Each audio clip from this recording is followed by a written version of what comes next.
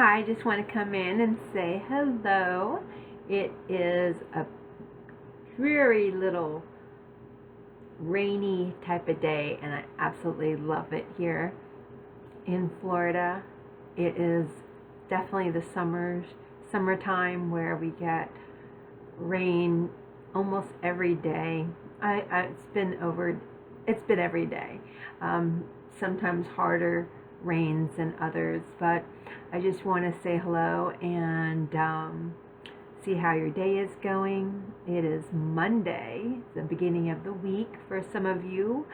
Went back to work, and I don't know if you had a chance to see my last video on my near-death experience. I was talking a little bit about it. It wasn't the entirety of my experience, but a lot of times you will find on YouTube people will talk about their near-death experience and they'll tell what happened, and then you don't really hear anything else about them, or maybe they have a presence online. And my experience has really, it changed my life back when it happened, but also I went off this spiritual path for a little bit. Unfortunately, I was not getting the resources, or even not getting the connections that I had hoped to find back in the 90s when it happened. And that was very unfortunate, because nowadays it's just, you could Google something and put in NDE and you could find, hundreds of stories of people that shared their experience. But I wanted to go back and talk more about the experience of that spiritual experience, because it's always been in the back of my mind. It was something that I never wanted to forget, and I haven't forgotten it. I would say it's gotten, the feeling has gotten a little bit more cloudy, as opposed to when it first happened. Again, you have to remember this happened in 1997, and so that was 27 years ago for me. But it was a search, and I know that some people have had their near-death experience recently, and how fortunate have they been to find so much information about their experience. But when I read Dr. Eben Alexander's recount of his story, he had a book written. He had near-death experience, and he had written a book without going into any other information. His son suggested that he wrote everything down about his experience. So when I read his book, and I literally read that in a few hours, because it resonated so much for me. Out of all the information that I've found as far as putting my experience into words, his words, his experience, and of course it wasn't the same experience. I had open heart surgery, and he had a brain, it was brain surgery, I believe. But how he put his words, how he described his near-death experience, that was the most articulate writing and recording of what I resonated most with my near-death experience that I've ever come across. And of course there are so many different resources now, but his experience was so profound, and how he so eloquently wrote his experience. If I were to write a book, it would be very similar to his, because it was just perfect the way he described that unconditional love, that feeling of being in that presence of our divine creator. And if you get a chance, I'd love, I encourage people to read his book, or if you've ever had a near-death experience, definitely check out his book. It's been out for several years now, maybe even a decade, but I just find that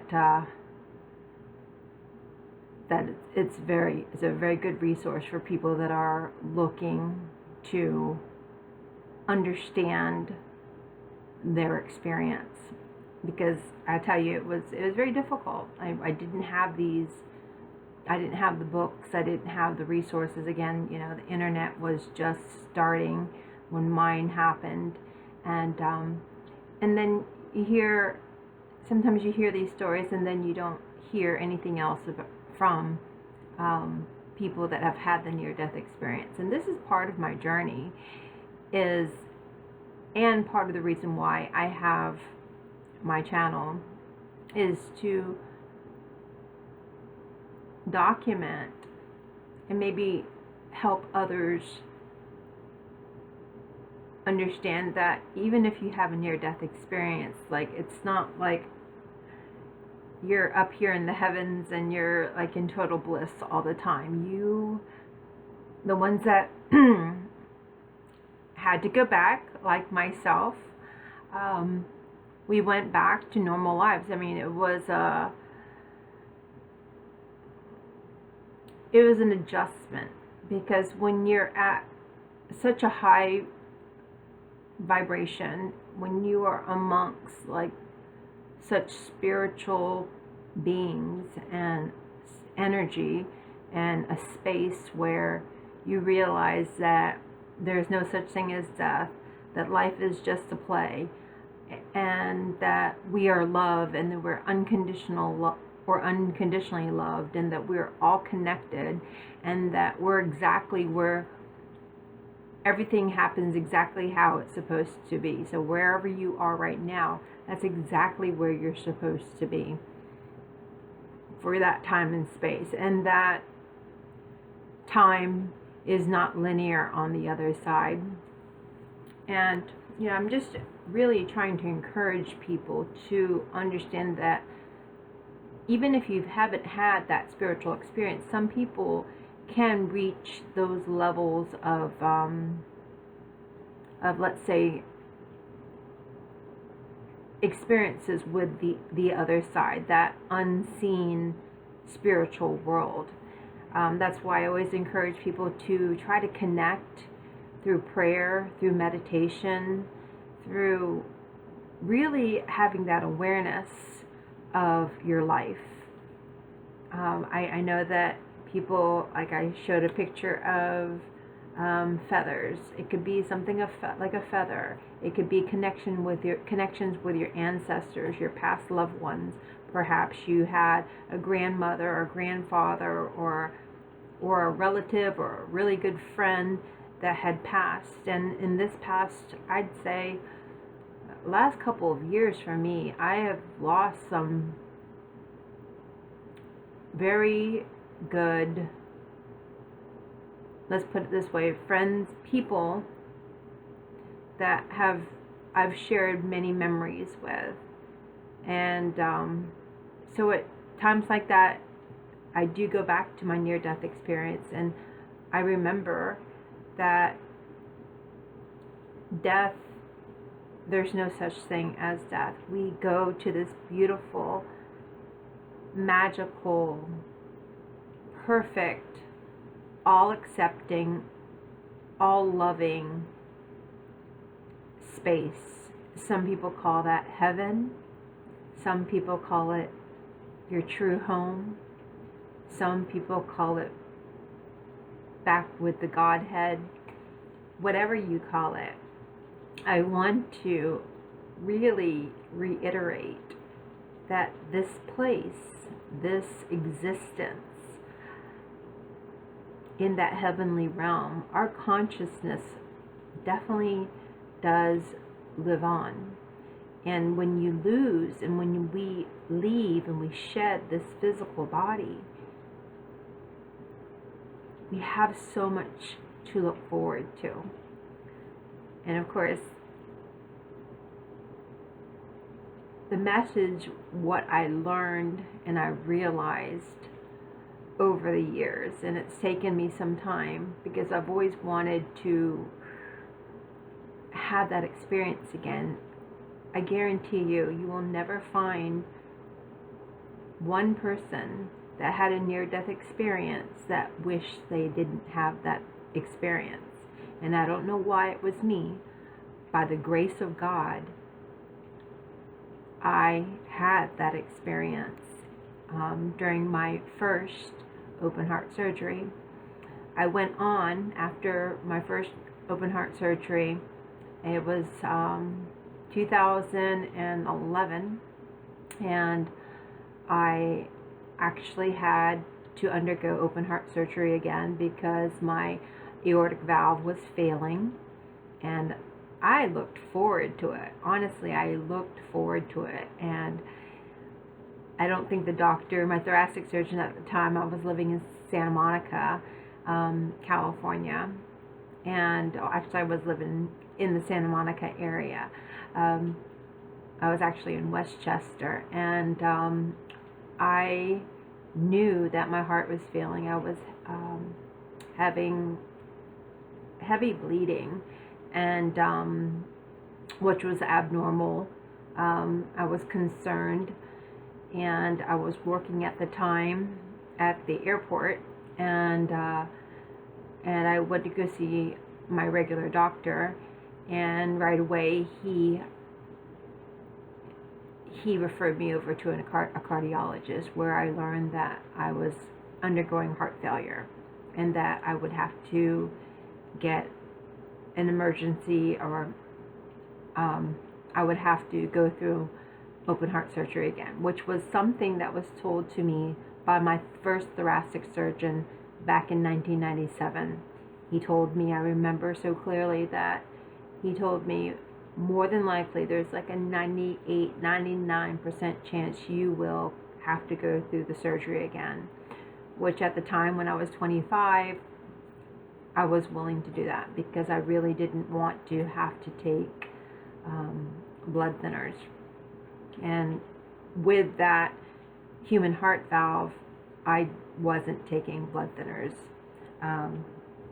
per my cardiologist, or per the thoracic surgeon and my cardiac team. So I was put on and have followed more or less a cardiac diet. I wasn't a big proponent of salt anyway, but they put me on a low sodium diet, and for a time, for that time that I had my first open heart surgery, I never had any complications. Honestly, I never had any complications. And knowing in the back of my mind at some point in my life, which was exactly from 97 to 2011, it's about 13 years, 14 years, that human heart valve that I originally received did a great job. I had no complications throughout that time. I'm so grateful, and I wanted to reiterate that because a lot of times you don't hear about people's life again after their near-death experience. They tell their story, and then you might not hear about them, or they write a book and then you don't know what's going on. Some people do have an online presence, but this is just for those that happen to come across my channel, and or if you're already subscribed, just tell you a little bit about my background, because I know in the beginning I really didn't tell too much about my background and why I encourage people to, live your life and and get connected to your spiritual team and to God, because there is a higher power, whether you realize this or not. And how you look at things, sometimes it is from what you've learned from your family, sometimes it's what you've learned from the Bible or a book or your whatever religious background you've come from.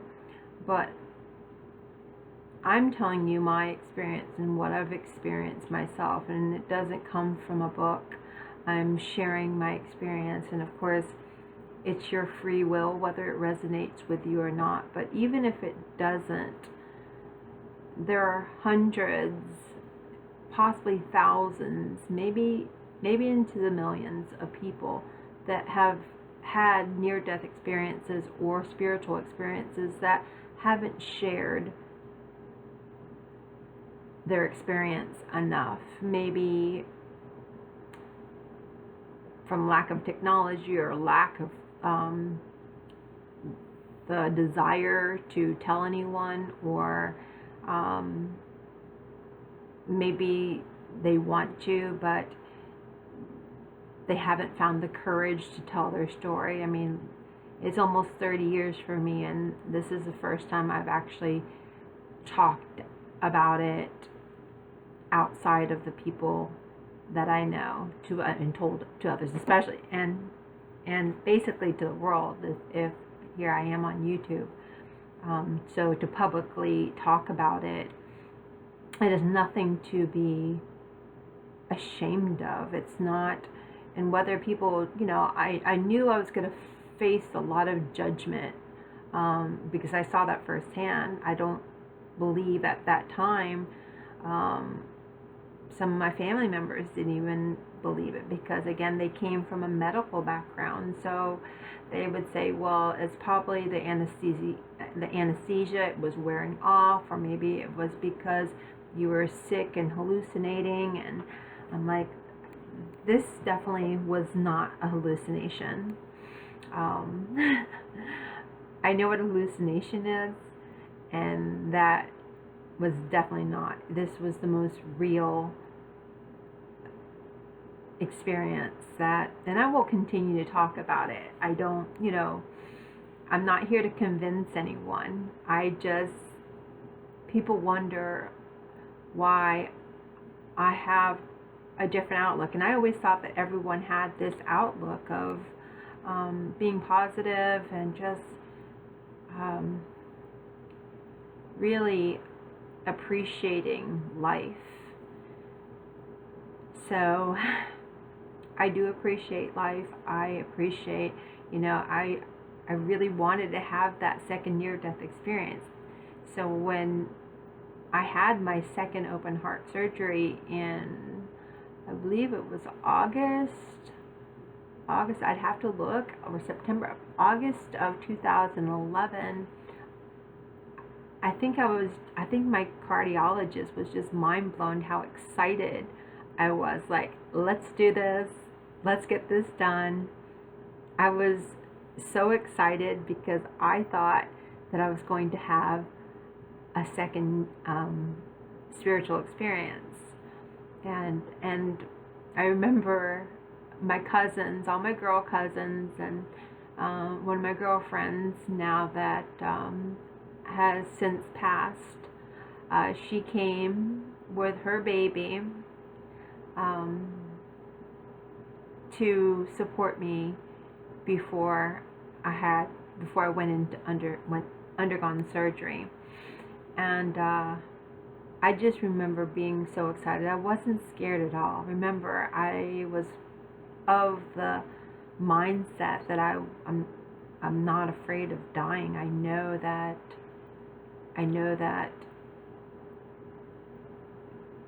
there is no such thing as death, and if I were to go to the other side, I already got a glimpse. I already felt in my heart of hearts, in my soul, I could feel what that was about. And of course, I wanted to survive my open heart surgery, but I was just hoping. But unfortunately, I did not have a second experience. But I've had several spiritual experiences since then.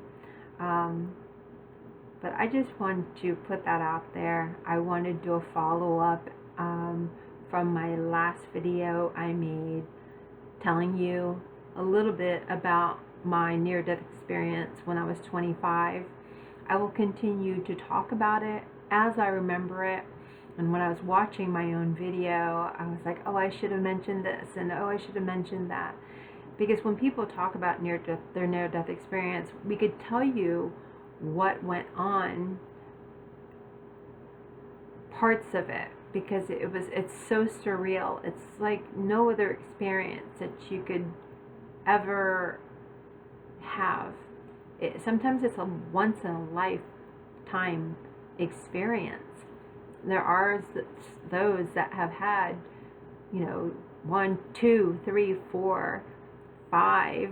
I don't know about 5, but at least 2 or 3, maybe 4 different NDEs, and I think that's like my mind would be blown. I think I would just walk around just, in total happiness. I don't think I would probably, I don't know what I would do, honestly.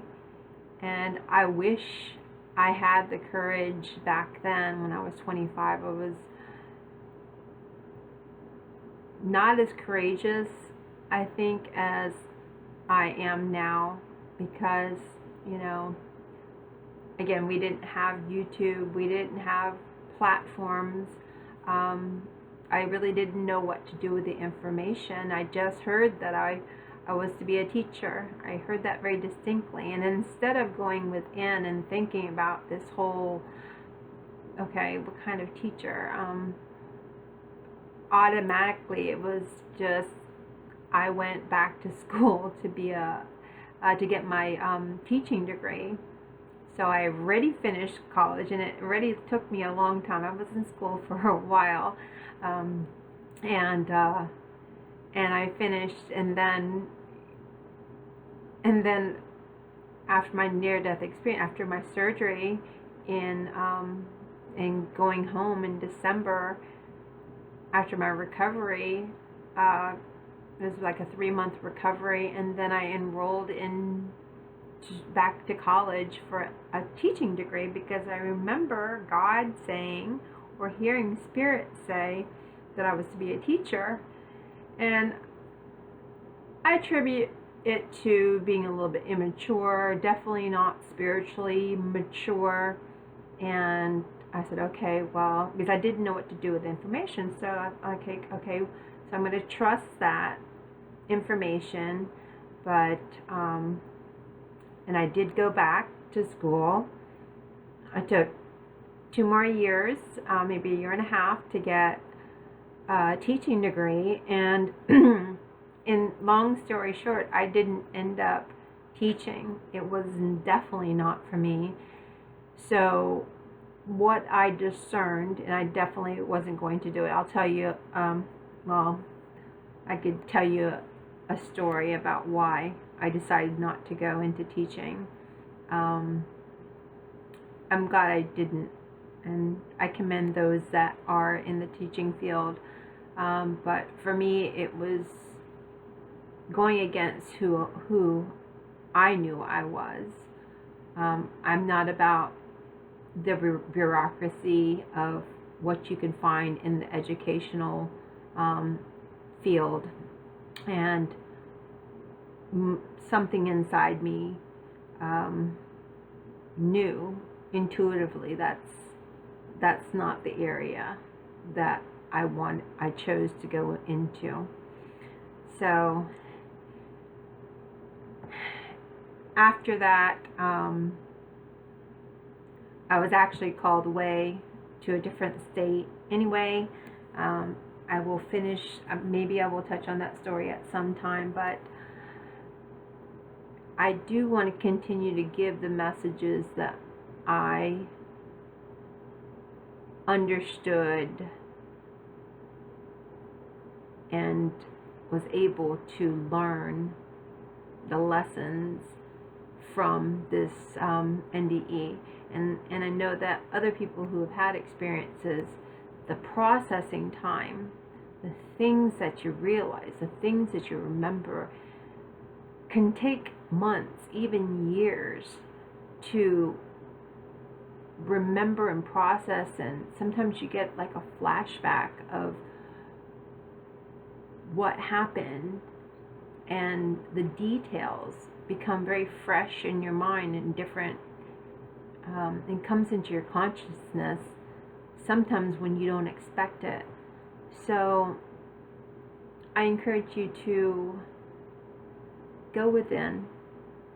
Maybe even if you have had or you're questioning some of your spiritual experiences, on this channel I really encourage people to tap into their intuition and really learn to trust your discernment. And that's what's so important, because if we are to follow our path, a lot of knowing if you're on your correct path is your discernment, using your intuition and being able to feel that it's the right thing for you at the time. And I've told you, I've talked about like what's right or wrong. There's no wrong way. Sometimes we just pick paths that are a little less challenging or more difficult, or a longer route or route than maybe it would have been if we would have chose a different path or choice. So I guess I chose the interesting route for me, and I will continue more on the subject of what I've learned spiritually, what I continue to learn. I do not pretend to know the answers. I think that when you get on this path, there's even more questions and more things to learn, and more challenges, and it actually makes your life a little bit more challenging in some ways. But if you didn't get a chance to watch my last video on part of my experience with my NDE, definitely click on the video prior to this one. And if you like my channel, or if anything resonates with you, or if you have any comments, please feel free to leave a comment below. And I will see you guys on the next video. Take care.